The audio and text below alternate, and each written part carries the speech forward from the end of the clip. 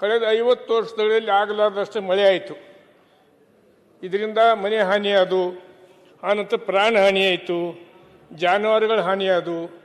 ಇದ್ರ ಜೊತೆಗೆ ಕಬ್ಬು ಮತ್ತು ಮೆಕ್ಕೆಜೋಳದ ಇಳುವರಿನೂ ಜಾಸ್ತಿ ಆಯಿತು. ಹೀಗಾಗಿ 54 ಲಕ್ಷ ಟನ್ ಇವತ್ತು ಮೆಕ್ಕೆಜೋಳ ಉತ್ಪಾದನೆ ಆಗಿದೆ. 7 ಕೋಟಿ ಲಕ್ಷ ಟನ್ ಕಬ್ಬು ಉತ್ಪಾದನೆ ಆಗ್ತಾ ಇದೆ. ಈ ದೃಷ್ಟಿಯೊಳಗೆ ಇಟ್ಕೊಂಡು ಹೋರಾಟ ಮಾಡಿರ್ಬೋದು ರೈತರು. ಆದರೆ ನಾ ಕೇಳ್ತೀನಿ, ಯಾರು ಸಮಸ್ಯೆ ಬಗೆಹರಿಸಬೇಕು? ಸಮಸ್ಯೆ ಬಗೆಹರಿಸೋರನ್ನ ಹೋಗಿ ಆ ಇವರು ರೈತರ ಜೊತೆಗೆ ಭಾಗಿಯಾಗಿ ಹುಟ್ಟುಹಬ್ಬ ಆಚರಣೆ ಮಾಡಿಕೊಂಡ್ರಂದ್ರೆ ಕಾಯೋರು ಯಾರು? ಕಾಯೋರು ಯಾರು ಹೇಳಿ ನೋಡುನು.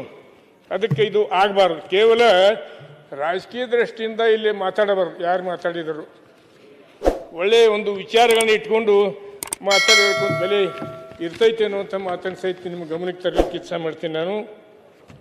ಯಾಕಂದ್ರೆ ರೈತರು ಆಕ್ರೋಶಿಸಿದಾಗ ಅದಕ್ಕೆ ಬೆಂಕಿ ಹಚ್ಚಿದ್ರು ಎಷ್ಟೋ ಟ್ರ್ಯಾಕ್ಟರ್ಗಳಿಗೆ. ಯಾರು ಕಾರಣ ಅವರು? ಪ್ರಚೋದನೆ ಕೊಟ್ಟವ್ರು ಯಾರು? ಅವ್ರು ದುಡಿ ಹೋಗಿ ಮಲ್ಕೊಂಡವ್ರು ಯಾರು? ಇದನ್ನು ಇವತ್ತು ಸದನ ವಿಚಾರ ಮಾಡಬೇಕೈತೆ ಅನ್ನುವಂಥ ಮಾತನ್ನು ಹೇಳ್ತೀನಿ. ಆಮೇಲೆ ಸನ್ಮಾನ್ಯ ಮುಖ್ಯಮಂತ್ರಿಗಳು ಪ್ರಧಾನಮಂತ್ರಿಗಳಿಗೆ ಭೇಟಿಯಾಗಿ ವಿನಂತಿ ಮಾಡಿಕೊಂಡ್ರು.